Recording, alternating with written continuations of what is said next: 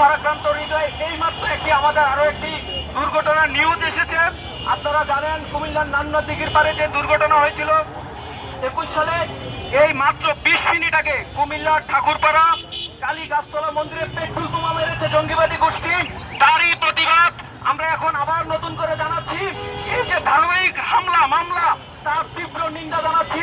এবং আমরা ইতিমধ্যে খবর পেয়েছি ওখানে বোমা ডিসপোজাল টিম উপস্থিত রয়েছে কুমিল্লা ঠাকুরপাড়াতে, এবং ওইখানে একটি ব্যাগ পাওয়া গিয়েছে বোমা সাদৃশ্য বিষয়, এবং পেট্রোল বোমায় ওই কালী গাছতলা পুড়ে গিয়েছে।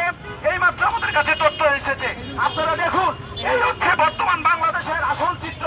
আমরা একটির প্রতিবাদ করতে না করতেই আরো একটি দুর্ঘটনা এসে হাজির হয় আমাদের সামনে। এই হচ্ছে আমাদের সাম্প্রদায়িক বাংলাদেশ, এই হচ্ছে অসাম্প্রদায়িকতার আসল চিত্র। এইভাবে যদি চলতে থাকে তাহলে সনাতনী সম্প্রদায় কিন্তু তার দাঁত ভাঙা জবাব দেবে।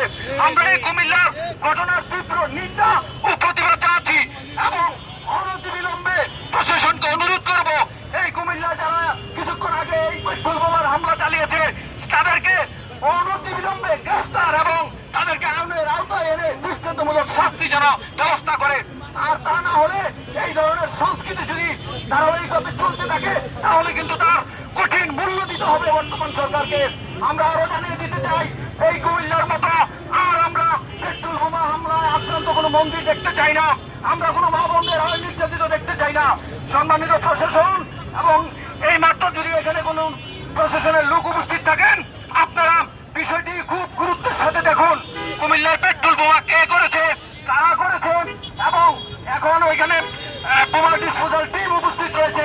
আপনারা যোগাযোগ করুন এবং তৎপরতার সহিত তার উদ্ঘাটন করুন।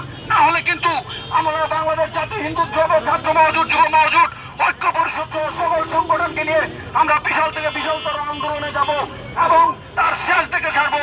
সংগ্রামী বন্ধুগণ, আমরা প্রায় প্রোগ্রামের শেষ পর্যায়ে চলে এসেছি।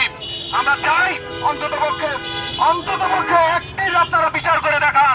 এই কুমিল্লার পেট্রোল বোমা আমরা কারা করেছে তাদেরকে আপনারা আইনের আওতায় এনে দৃষ্টান্তমূলক শাস্তি দিন। ধন্যবাদ সবাইকে।